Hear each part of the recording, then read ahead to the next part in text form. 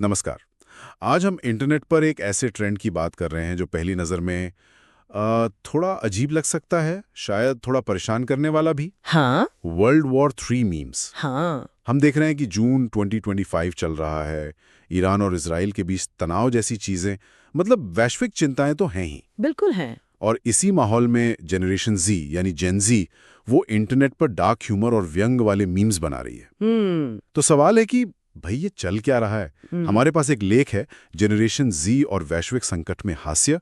उसी के कुछ हिस्सों पर आज हम थोड़ी गहराई से बात करेंगे, समझने की कोशिश करेंगे कि ये रवैया है क्या। हाँ, और ये समझना जरूरी भी है क्योंकि ये सिर्फ मजाक या हल्केपन की बात नहीं है। अच्छा। ये उस पीढ़ी का एक रिएक्शन है जो लगातार संकटों के बीच ही पली बड़ी है। आप सोचिए, मास शूटिंग्स, क्लाइमेट चेंज का डर, राजनीतिक अस्थिरता, फिर ये महामारी। हाँ, बात तो सही है। उनके अनुभव में तो दुनिया शायद हमेशा से ही थोड़ी अनिश्चित, थोड़ी डरावनी सी रही है। ये कॉन्टेक्स्ट जरूरी है। लेकिन फिर भी इतना गंभीर टॉपिक जैसे युद्ध की संभावना, उस पे मीम्स बनाना, कहीं ये स्थिति की गंभीरता को कम आंकना नहीं है, या फिर असंवेदनशीलता? देखिए, लेख तो इसी बात को चुनौती देता है। फिर क्या है? वो कहता है कि ये असंवेदनशीलता नहीं है। ये डर और चिंता जैसी जो भारी भावनाएं होती हैं ना, उनसे जूझने का एक तरीका है। एक कोपिंग मैकेनिज्म कह सकते हैं। Coping mechanism. हाँ। जब चारों तरफ से खबरें डरावनी हो, तनाव बढ़ाने वाली हो, तो ह्यूमर एक तरह से सांस लेने की जगह देता है। ये उदासीनता नहीं है, बल्कि उस भारीपन से निपटने का जरिया है। अच्छा, मतलब भावनाओं को दबाना नहीं, बल्कि उनको एक अलग रूप देना। बिल्कुल। और वो लेख में उदाहरण भी थे कुछ, है ना, बड़े अजीब से, जैसे मजाक में कि ड्राफ्ट हो गए तो वॉर कोर आउटफिट पहनेंगे। हाँ हाँ। या फिर वो पीओवी वीडियोस का सोचना कि पेरिस में लड़ाई चल रही है और कोई वहां से इंस्टाग्राम पोस्ट डाल रहा है। हाँ, और वो कैमोफ्लेज पैटर्न में लिपटी हुई ब्रेड की तस्वीर। हाँ, वही। इसे लेख में डूम पोस्टिंग कहा गया है, मतलब विडंबना, अति यथार्थवाद और वो सर्वनाश वाला ह्यूमर, सब मिला हुआ। बिल्कुल। और ये डूम पोस्टिंग या ये मीम्स करते क्या है?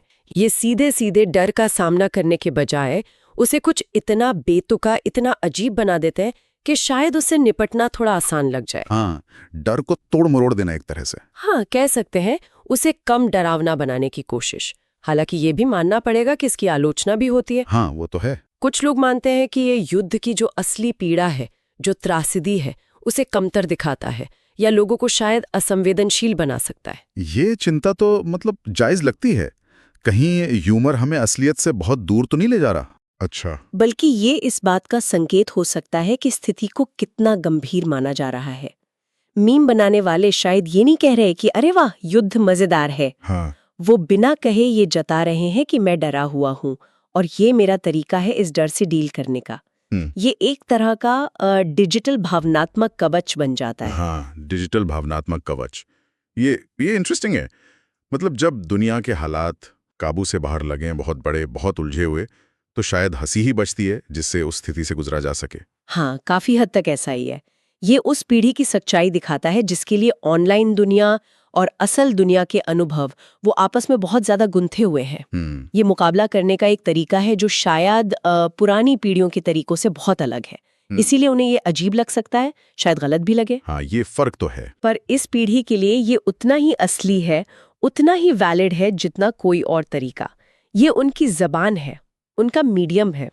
तो मतलब संक्षेप में कहें तो ये जो W3 मीम्स हैं, इन्हें सिर्फ सतही मजाक समझकर खारिज करना ठीक नहीं होगा। बिल्कुल नहीं। ये एक पूरी पीढ़ी का अपनी मुश्किल भावनाओं से, खासकर इस वैश्विक अनिश्चितता के माहौल में निपटने का एक जटिल तरीका है।